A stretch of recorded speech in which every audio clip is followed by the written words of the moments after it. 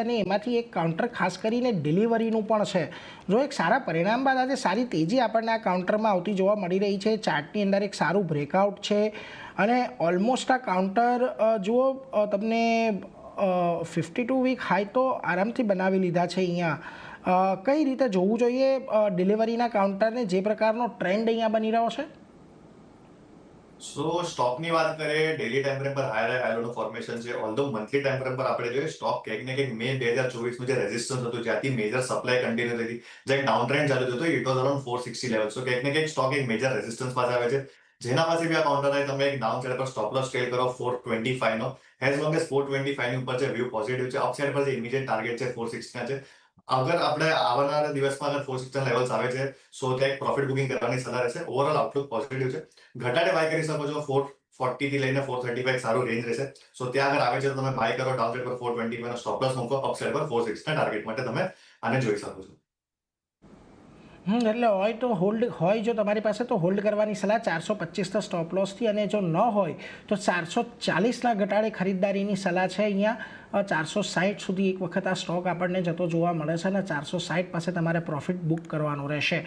આ ઉપરાંત તમને ખાસ કરીને આજના દિવસે જુઓ તમને ટ્યુબ ઇન્વેસ્ટમેન્ટ એટલે કે TI ઇન્ડિયા, આની અંદર પણ એક સારી તેજી જોવા મળી રહી છે. કાઉન્ટર ઓલમોસ્ટ 3% જેટલો વધારે બતાવી રહ્યો છે અને છેલ્લા ઘણા સમયથી આપણે જોઈ રહ્યા છીએ ઓલમોસ્ટ એપ્રિલ મહિનાથી 2800નું લેવલ તોડ્યું નથી અને આ કાઉન્ટર બહુ જ મોટી રેન્જમાં 2800-3200 વાળી રેન્જમાં ફસાયેલો છે.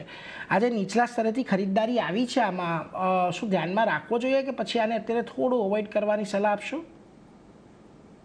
લોઅર એન્ડથી સ્ટોકમાં ડેફિનેટલી બાઇંગ આવે છે. ક્યાંક ને ક્યાંક જે પ્રીવિયસ લો હતો, ક્યાંક ને ક્યાંક સ્ટોકે જણાવી રાખ્યો છે જે પ્રીવિયસ વીકનો હતો. ઓલ્ધો જે 20 અને 9 એક્સપોનેન્શિયલ મૂવિંગ એવરેજ છે, જે આપણને દેખાડે કે સ્ટોક વેધર ટ્રેન્ડિંગ છે કે નહીં, એ સબડ્યુડ છે.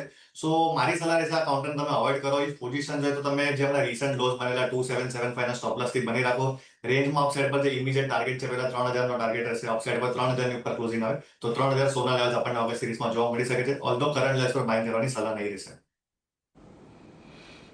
કરંટ લેવલ પર બાય કરવાની સલાહ નહીં રહે, એટલે એના પર એક ધ્યાન રાખજો. થોડો ઘટાડે આવે ત્યારે ખરીદદારી કરજો, એવી એક સલાહ ટ્યુબ ઇન્વેસ્ટમેન્ટ માટે બની રહી છે, એટલે એના પર એક નજર રાખીશું. પરંતુ જુઓ આજે તમને સારું એવું શોર્ટ કવરિંગનો મૂવ આવી રહ્યો છે હીરો મોટો કોર્પની અંદર.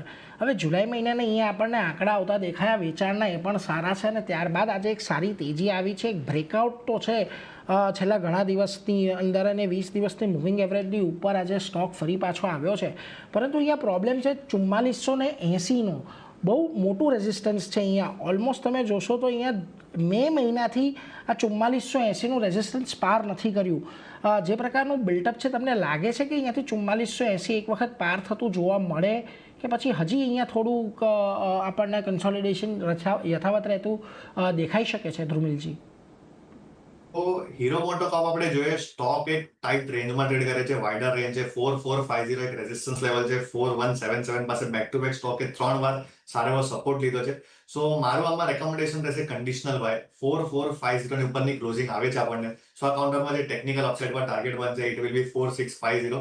તમે આ સ્ટોકને ધ્યાનમાં રાખી શકો છો. ઓલ્ધો મેં જેમ કીધું કન્ડિશનલ બાય કરો. ડાઉન સાઇડ પર આપણે જોઈએ મૂવિંગ એવરેજ બી ક્યાંક ને ક્યાંક ટિલ્ટ થાય છે. ઓલ્ધો આપણે કન્ફર્મેશનનું વેઇટ કરીને જ બાય કરશું. ડાઉન સાઇડ પર આપણો સ્ટોપ લોસ રહેશે. It will be around 4,300 levels. Buy above 4450, stop loss 4,300, and targets will be 4650. 4450ની ઉપરની ખરીદદારી અને 4650ના ટાર્ગેટ, એટલે હીરો મોટો કોર્પ માટે એક આ વ્યૂ બનતો દેખાઈ રહ્યો છે, જેને આપણે ખાસ ધ્યાનમાં રાખીશું. પરંતુ આજે જો પરિણામ જે આવ્યા છે ત્યાં આગળ આઈટીસીનું કાઉન્ટર ઘણું મહત્ત્વનું છે. અહીંયા એક નીચલા સ્તરેથી તમને સારી ખરીદદારી આવતી જોવા મળી 405 પાસેથી ગયા અઠવાડિયે, અને આજના દિવસે જુઓ સ્ટોકમાં તમને ખાસા એવા ઉતાર ચઢાવ જોવા મળ્યા છે. 420 પર ઓપન થયો, 422નો હાઈ બનાવ્યો, ત્યારબાદ 415નો લો બનાવીને અત્યારે કાઉન્ટર તમને થોડુંક મ્યુટેડ રહેતું દેખાઈ રહ્યું છે. પરંતુ ઓવરઓલ જે પ્રકારની અહીંયા આપણને પોઝિશનિંગ દેખાઈ રહી છે, તમને લાગે છે તેજી કરવી જોઈએ? કારણ કે અહીંયા 425 430માં એક બહુ મોટા રેઝિસ્ટન્સ જોવા મળી રહ્યા છે કાઉન્ટરમાં. સ્ટોકમાં સપ્ટેમ્બર 2024 થી એક ફોલિંગ ટ્રેન્ડલાઇન આવે છે, જેનું રેઝિસ્ટન્સ 430 છે, જે લેવલ્સ તમે મેન્શન કર્યા.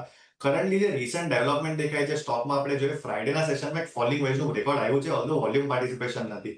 સો ડેફિનેટલી તમે આને પોઝિશન જો ડાઉન સાઇડ પર 410 ના સ્ટોપ લોસ થી બને રાખો. બાઇંગ કરવી હોય ફ્રેશ, સો 430 ની ઉપર કરશો તો સારો એવો રિસ્ક બી બનશે અને કંઈક ને કંઈક કન્ફર્મેશન બી બનશે.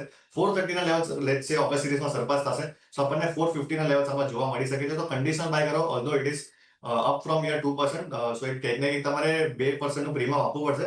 બટ કંઈક ને કંઈક મારી સાથે કન્ફર્મેશન પર જ બાય કરો. 430 ની ઉપર બાય કરો. ડાઉન સાઇડ પર જે સ્ટોપ લોસ રહેશે 410 નો રહેશે, અપ સાઇડ પર જે ટાર્ગેટ હશે 450 નો રહેશે. તો આઈટીસી માટે બી કન્ડિશનલ બાય જ બનશે.